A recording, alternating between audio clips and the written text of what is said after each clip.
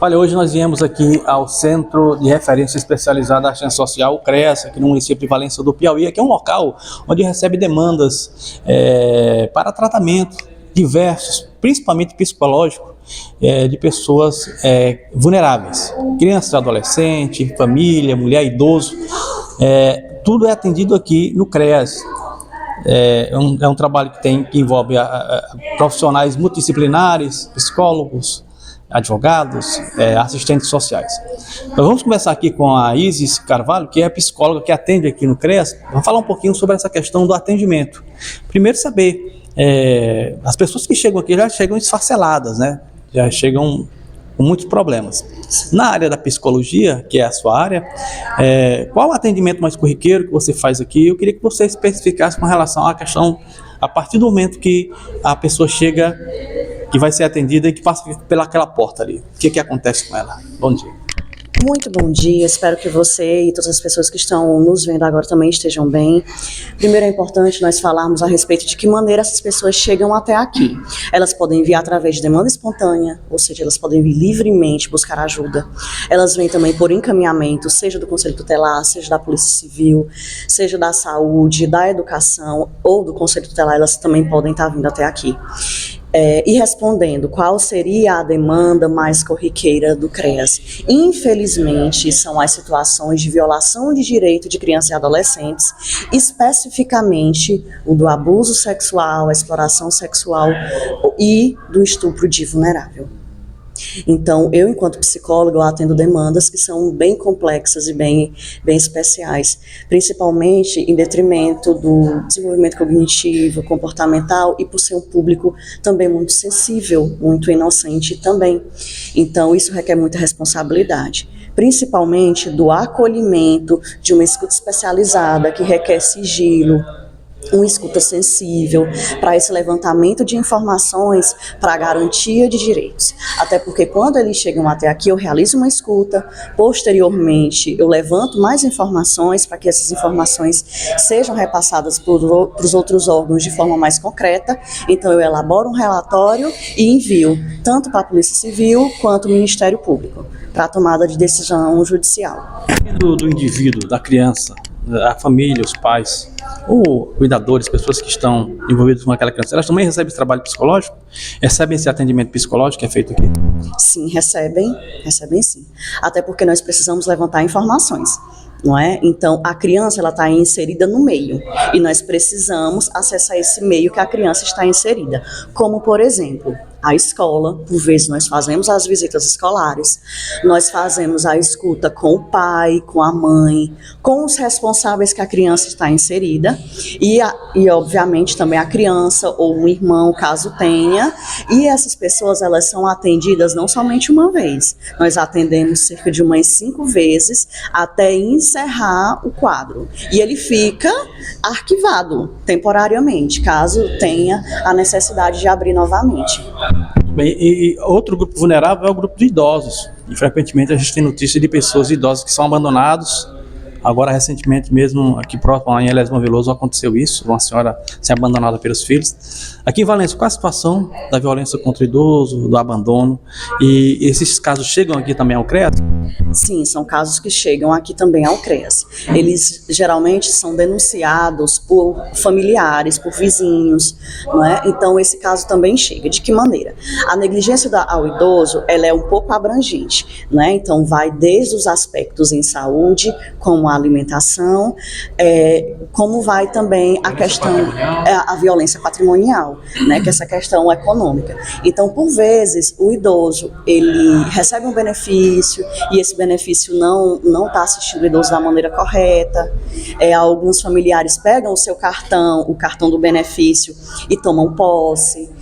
Por vezes deixam o idoso em uma situação de insalubridade dentro de casa, não fazem a higienização correta, não dá também a atenção, o afeto que esse idoso necessita, não auxilia, por exemplo, em atividades cotidianas como tomar banho, tomar uma medicação, que sabemos que esse ciclo, essa faixa da idade do idoso, né, requer uma atenção também e que por vezes essa atenção não é dada.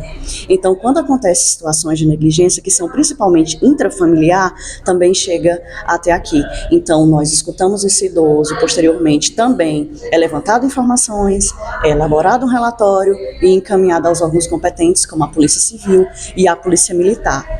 A Polícia Civil, Militar e o Ministério Público. Exatamente para que haja essa obrigatoriedade da família, da rede de apoio, para que cuide mais de perto desse idoso e principalmente venha a devolver dinheiro ou algo nesse sentido, qualquer tipo de patrimônio que esse idoso tenha, para poder assistir ele da melhor maneira possível.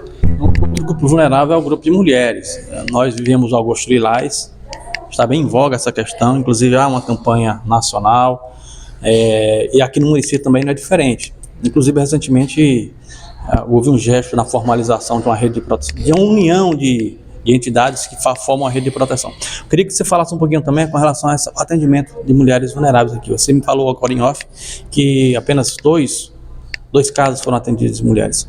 Primeiro, eu queria saber qual é a dificuldade que vocês têm de alcançar este público e a expectativa do atendimento também desse grupo tão vulnerável e que, assim, no noticiário é tomado por notícias ruins com relação à violência contra a mulher. Veja, atualmente o município de Valença está articulando uma rede de proteção, de enfrentamento à violência contra a mulher, né, as diversas formas de violência. Infelizmente, aqui no CREAS nós atendemos, eu enquanto psicóloga que estou atuando há apenas um ano, atendi somente 2 casos que engloba a mulheres em situação de violência.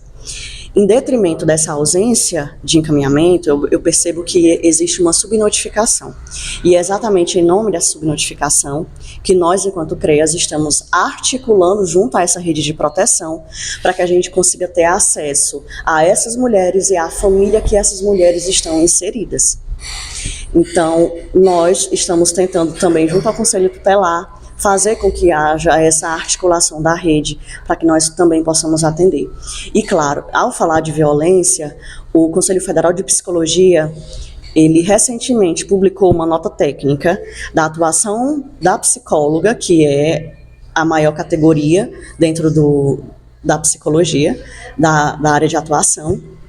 Então, publicou uma nota técnica, que é a número 25 de 2025, que aumenta o número de violências.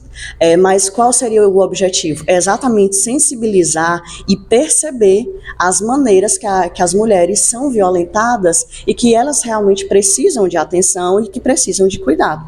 Como, por exemplo, nós já sabemos que existe a violência física, temos a violência patrimonial, temos a violência sexual, temos a moral, temos a sexual também. Então, veja, foi inserida como, por exemplo, a institucional, ou seja, de que maneira essa mulher é atendida em órgãos da política pública. Temos também a violência simbólica, que ela é muito delicada, como, por exemplo, trabalhos não remunerados. Às vezes, uma mulher que tem os cuidados com os filhos, os cuidados dentro de casa, enquanto mulher do lar, digamos assim, ela também é violentada. Ela não é assistida, é como se fosse uma obrigatoriedade, entre aspas, porque não é, de um sistema patriarcal que entende que a mulher, ela seria obrigatoriamente uma mulher da casa, uma mulher do lar. E isso também é uma forma de violência, dentre outras formas de violência que também é citado dentro dessa norma técnica. Então, através dos nossos esforços, a gente também tenta atuar de uma forma ética, com uma escuta sensível e com os encaminhamentos necessários para que essas mulheres sejam melhor ainda atendidas. E o que é que você entende como seu trabalho através aqui da psicologia, da sua profissão, né, do seu labor, o que é que isso tem impactado em termos de resgatar, em termos de amenizar os impactos que essas violências contra esses grupos que a gente falou aqui se colocam? De que forma é que o trabalho da psicologia tem ajudado no tratamento dessas pessoas? Porque as pessoas que vêm para o CREAS, elas procuram um atendimento, um tratamento na área psicológica. Primeiro é importante ressaltar que a psicologia ela tem um papel sim de transformação social, que a atuação da psicologia ela não se resume somente no cuidado de saúde mental enquanto transtorno psicológico, ou seja, a psicologia ela não é hospitalocêntrica, ela não se resume a um atendimento de CAPS, de transtorno mental, de medicalização ou de atendimento psiquiátrico junto a essas demandas propriamente de transtorno mental. A psicologia ela é muito abrangente. Então aqui eu estou como psicóloga social. E eu, enquanto psicóloga social, preciso ter um olhar amplo para todos os vieses, seja étnico, cultural, econômico, social, de gênero, de raça, de orientação sexual, de identidade de gênero. Então eu, enquanto psicóloga social, preciso ter esse leque abrangente de perceber que a saúde mental não é a ausência de doença, não é a ausência de um transtorno psicológico, mas que existem condicionantes sociais que interferem na vida dessas pessoas. Que condicionantes sociais são esses? São as violações de direito que chegam até aqui, que inclusive são demandas bem sensíveis. Então, chegando aqui, eu preciso observar todos esses aspectos que foram mencionados para que assim seja um fator de transformação social e principalmente de garantia de direitos, seja pelo Estatuto da Criança, pela Lei Maria da Penha, ou pelo Estatuto de Idoso, ou pelo leque de outras leis que abrange essas classes que foram mencionadas.